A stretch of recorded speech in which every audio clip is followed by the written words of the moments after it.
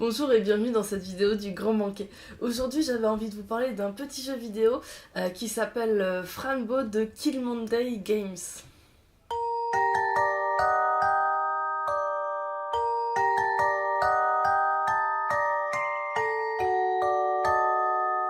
Alors Franbo, qu'est-ce que c'est? C'est un jeu de point and click avec un graphisme un peu à la Burton et c'est l'histoire de Fran. Fran qui est très heureuse avec ses parents et qui pour son anniversaire va recevoir un chat noir comme la nuit qu'elle va appeler Mr. Midnight.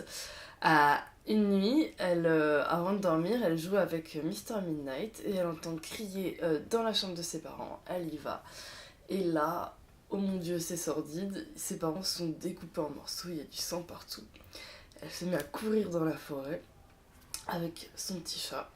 Et elle se retrouve encerclée par des gens. Et quand elle se réveille, elle est dans un hôpital psychiatrique. Et c'est ça le pitch du jeu. Tout le truc, ça va être d'essayer au début de retrouver Mr. Midnight. Il a disparu, il n'est pas avec elle. Et d'essayer de comprendre évidemment qu'est-ce qui s'est passé. Et essayer de sortir de cet asile de fous. Elle, forcément, on lui donne des médicaments, il y a d'autres fous avec elle, donc c'est un univers vraiment... alors c'est...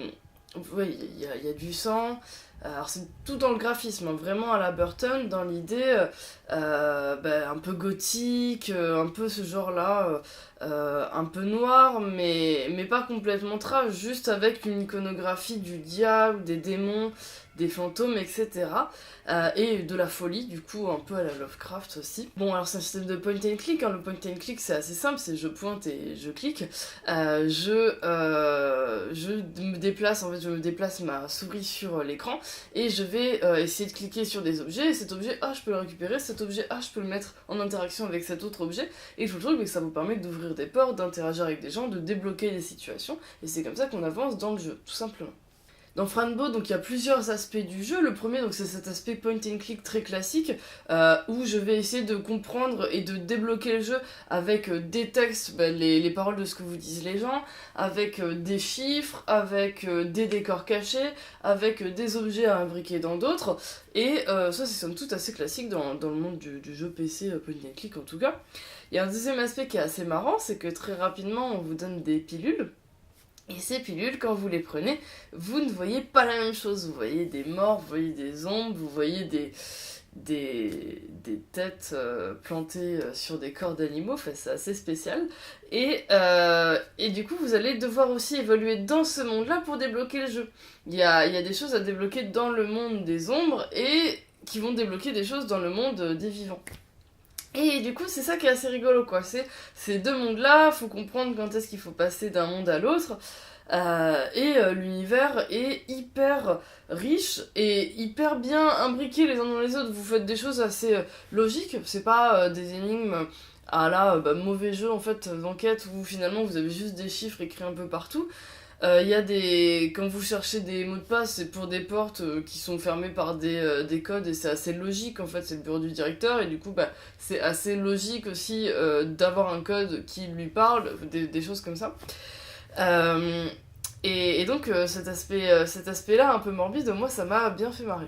L'histoire de Franbo se divise en 6 chapitres. Moi, mes préférés, c'est vraiment les 3 premiers, où l'histoire m'intéresse plus et j'étais complètement comblée par cette histoire-là. Ça aurait pu s'arrêter à ce moment-là.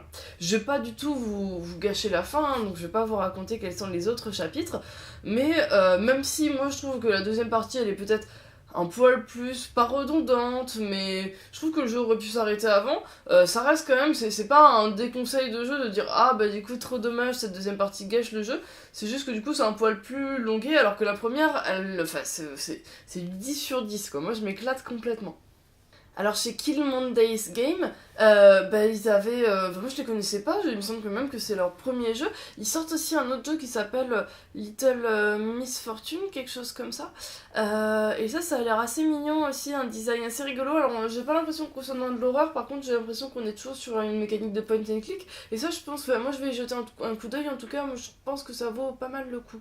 Merci d'avoir regardé cette vidéo, j'espère qu'elle vous a plu. Un grand merci à Marianne, ma petite conseillère de jeux vidéo préférée.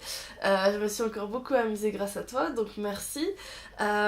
N'hésitez pas, du coup, comme d'habitude, à commenter la vidéo si vous avez des conseils pour les autres joueurs, à partager la vidéo si elle vous a plu. Et moi, dans tous les cas, je vous dis à très bientôt pour une prochaine vidéo. Salut!